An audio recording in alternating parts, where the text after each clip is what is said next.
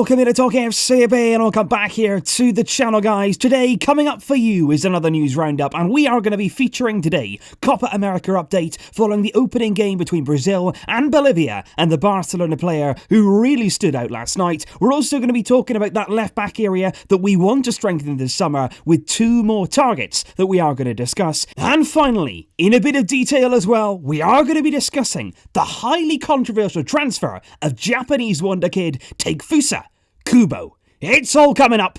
Let's do this. But we will start right here with the Copa América update following Brazil against Bolivia, which was the opening game of the tournament last night, and Brazil did come out on top after a second half breakthrough in that game. Brazil 3, Bolivia 0, with Philippe Coutinho, the Barcelona man and the man for Brazil who stepped up last night. He scored two of the goals. The opening goal of the tournament there coming from the penalty spot. He took it away really calmly there. A lot of pressure on his shoulders, of course, following Neymar being ruled out of the tournament. It's really on Coutinho now to step up in that kind of leader role in the attacking third. Coutinho starting the night in an advanced midfield role. No, in the first half, really, Brazil didn't get going. Coutinho himself wasn't having the best of game. He wasn't really involved as much as he would like to be. He looked a bit low on confidence. But as the game went on, he certainly grew, as did Brazil. They got things going in the second half. It wasn't vintage Brazil, no doubt about that, but they got the points. They got the goals. Coutinho there with the second half penalty, and just minutes later as well, getting another goal in the tournament. Firmino is on the right-hand side. He crosses it in. Coutinho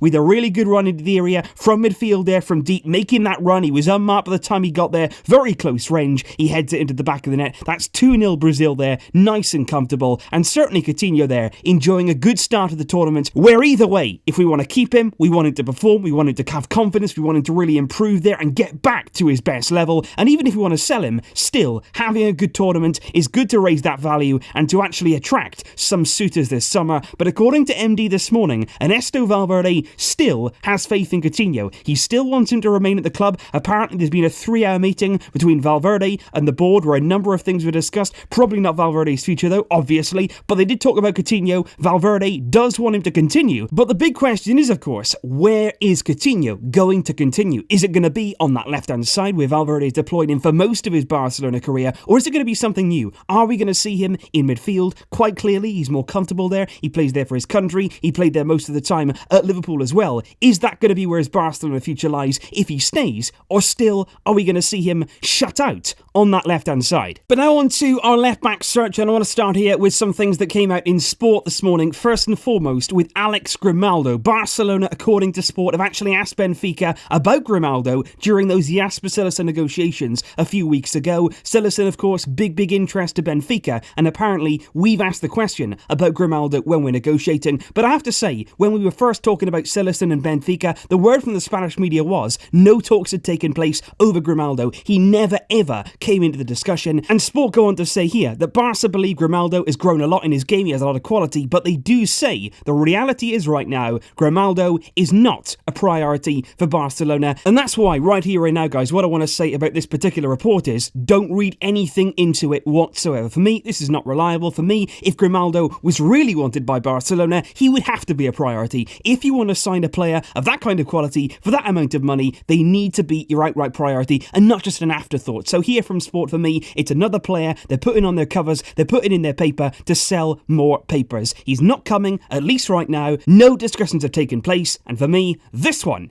not reliable at all. The other left-back option, though, in Sport this morning that they have covered, for me, is much more realistic on the left-back front. Dortmund's Rafael, the 25-year-old attacking fullback/midfielder. I'm going to come on to that in a minute. From Portugal, of course, he's made 23 Bundesliga appearances this season for Borussia Dortmund, scoring twice and providing 6 assists in the process, along with 6 Champions League appearances in which he did score 4 goals, which I have to say is a very good record there in terms of scoring, in terms of assisting in the final third. But I have to say here, Guerrero is a very attack-minded player, and the reason for that is he is effectively a left midfield player. That's the position this season that he's played the majority of his games in for Borussia Dortmund, and at a real push, I would say at a real stretch there, he's a left wing back, and a very attack-minded one at that. This is a player here whose primary focus is going forward, getting involved in the final third, trying to get on the end of things, certainly trying to get crosses in, trying to get those final balls in. His end product is quite good, but overall, he is a player who's very attack-minded, doesn't do an awful lot defensively, isn't really rounded in that side of his game, and at the end of the day, there's one of two ways that this could go. Number one, Jordi Alba, of course, very, very successful over his years at Barcelona. He started out at Valencia as a winger, and of course he's developed into a fullback who still goes forward, but he has worked on the defensive side of his game. Or number two, it could turn out like Alex Vidal, somebody who was another winger, certainly started his career in the offensive third, but then he developed his game to try and become a fullback, but clearly at Barcelona that did not work. Every time Vidal was at right back, he was very good going forward, he was good in the final third, but defensively always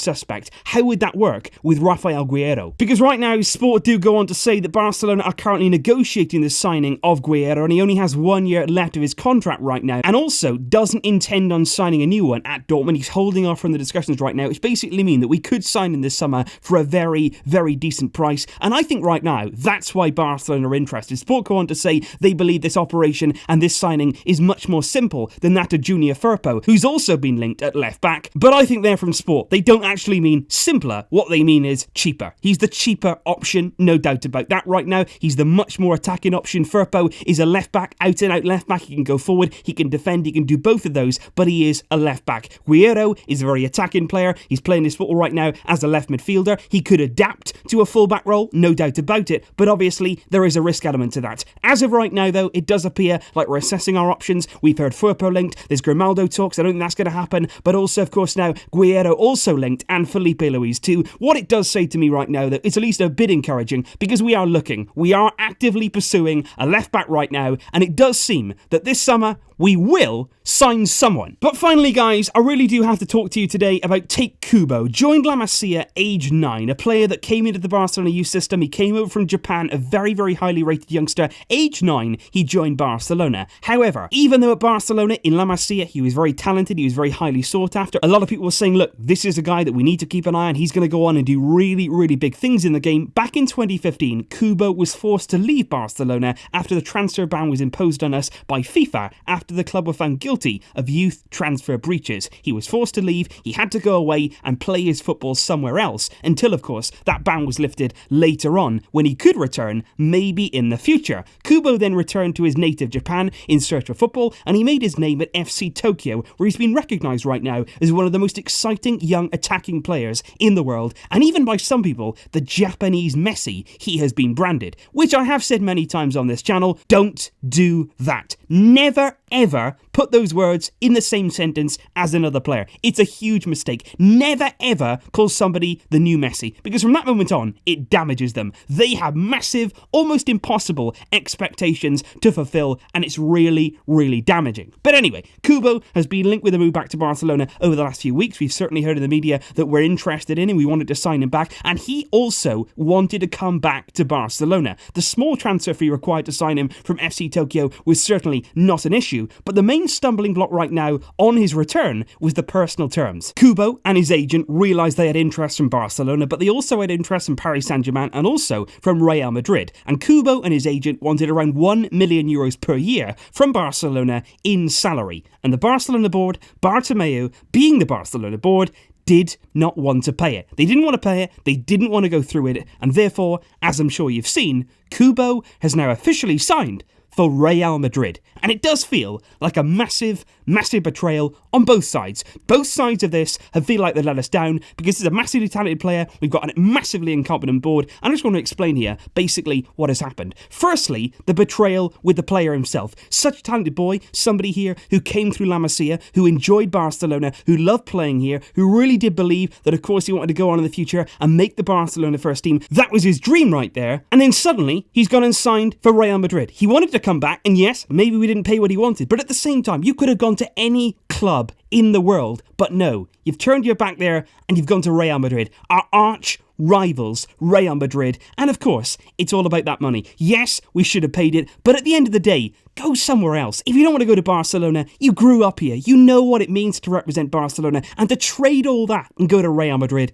of course it hurts, and of course it does feel like a betrayal there. But above all else, the board at Barcelona. It's way beyond Kubo. He made a mistake, yes. He's hurt us by going to Real Madrid, no doubt about it. But it's the Barcelona board, time and time again, they make decisions that I do not understand. They are massively, massively incompetent. What are you thinking? I've got no idea. Because yes, Kubo is clearly talented. He's somebody who's very, very highly rated. He's even in the Japanese national team, which is going to be at Copa América this summer. And if we'd paid the wages he wanted, we certainly would have got the player. But no, they didn't want to pay that €1 million. €1 million for Barcelona, that's nothing. And look at it like this. Even if from a football sense, you didn't think that it was a good idea, from a marketing sense, and that's from the sense that usually the board are so awake to. They don't really like the football side of it, but the business side of it, oh, they love the money. They love the money. So why not go for this guy? He is a marketing dream for Barcelona. We are sponsored by a Japanese sponsor in Rakuten. We are going on pre-season to Japan. We want to expand our profile as a club and expand our fan base to Asia and Japan. Why not sign this guy? The most exciting, biggest, upcoming star from Japanese football in Japan right now, it's Kubo, and yet no, we didn't want to sign him. What on earth is going on in your mind to make that decision?